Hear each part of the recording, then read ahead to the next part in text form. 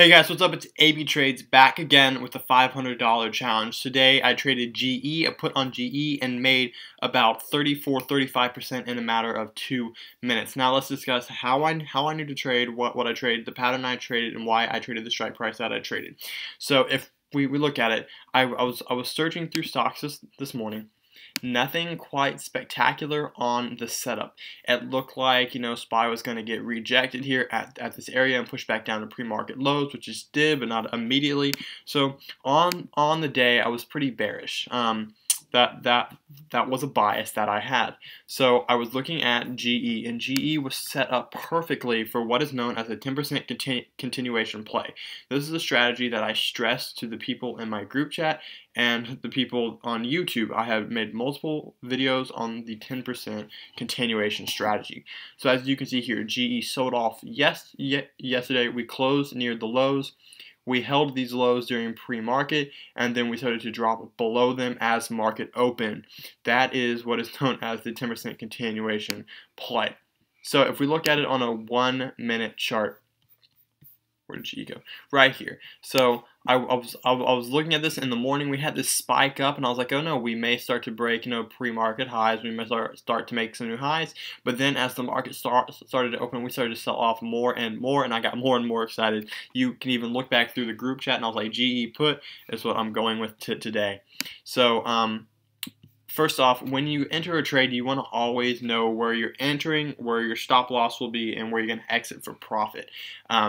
So I want to show you all how I knew about that. So if we look back on the 5-day, 5 minute, I knew that if we sell off, we're going to be returning to the next support. The next support would either be around here at 830 or around here at 825. So I put it here at 820 to be my solid support. So this was my spot that I was going to exit the trade at. So if we look back, let's look in closely. So I came in here, and as it broke straight through this 8.5 resistance, which I mentioned in the group chat in my pre-market notes that I release almost every morning, or at least the mornings that I'm trading, I said GE put below 8.5. So as we dropped below 8.5, I tried my best to get filled as fast as I could, but I couldn't. Let's look at my fill orders. So I got filled at 14 cents for a for 5 contracts of the January 18th $8 put. So I was trading the next day out because there are 2 days until expiration, and I like to trade at a max 3 days out just so that theta does not affect me, because I was thinking that maybe this would be a play that I could hold on for a while. So that's why I went out to next Friday. So I took that 9-day expiration. I took the $8 put because I was trading from 8.5, and I was hoping to reach $8, but again I did not. I got filled at 14 cents and I sold at 19 cents with 5 contracts. So I bought it at 831.34 and I sold it at 832.42. So I bought around here on this candle. I tried to get executed at 12 cents. I could not get filled because of the drop so quickly.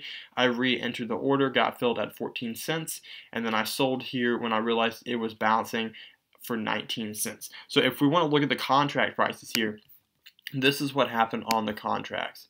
That's the call, my bad. Here we go, put right here. This is the one I traded. I entered here. Oh, I hate this theoretical options price. Let's get rid of it real quick. So I tried to get filled here at 12 cents. That was my initial fill order at the break under 8.5. I did not get filled. I knew there was still room to the downside of the support of 8.2 to $8, right? So that was my target. So I knew that I still had room to get filled at. So I re-entered my order and got filled at 14 cents. Then, as I noticed that it started to bounce off that support at 8.2, I decided to exit the trade at 19 cents, which is right here. So I entered here and I lost there. So if we do the math, 14 to 19 cents, that is 35.68% in a matter of 2 minutes. With 5 contracts, that was about $25. So again, guys, that is what I traded. I'm continuing this $500 challenge. I'm up on the year, of course, and we're trying to see how much we can make from this 500. Again, I'm hoping for a bear market, because a bear market is usually the quickest way to make money. But again, thank you all for tuning in. See you all in the next video.